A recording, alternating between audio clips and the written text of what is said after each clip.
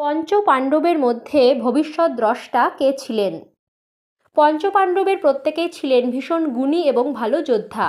প্রত্যেকেই ছিলেন সুদর্শন এবং বলবান। তাঁদের মধ্যে এক একজন এক একটি বিশেষ গুণের অধিকারী ছিলেন। 5 পাণ্ডবের মধ্যে সর্বকনিষ্ঠ ভাই সহদেব ছিলেন ভবিষ্যৎ দ্রষ্টা। তিনি ছিলেন অত্যন্ত জ্ঞানী এবং অতীত, বর্তমান ও ভবিষ্যৎ সম্পর্কে জ্ঞাত। বিবিধ বিচারকার্যে দক্ষ এবং বুদ্ধিতে বৃহস্পতির সমতুল্য ছিলেন সহদেব। তবে ভবিষ্যৎ দেখতে পাওয়ার মতো অসাধারণ গুণটি থাকলেও যথাসময়ে তা প্রয়োগ করতে পারেননি সহদেব। দুর্যোধন যখন কপট পাশা খেলায় যুধিষ্ঠিরকে আহ্বান করেন, তখন পরিণাম জেনেও যুধিষ্ঠিরকে পাশা খেলা থেকে নিবৃত্ত করেননি সহদেব। আবার দুর্যোধন যখন বারানবত নগরে পাণ্ডবদের পুড়িয়ে মারার পরিকল্পনা করেন, তখনও পরিণাম জেনেও পাণ্ডবদের সতর্ক করেননি সহদেব। এই দুই কারণে মহাপ্রস্থানে যাওয়ার সময় পথেই মৃত্যু হয় সহদেবের। জীবন্ত অবস্থায় স্বর্গে যেতে পারেন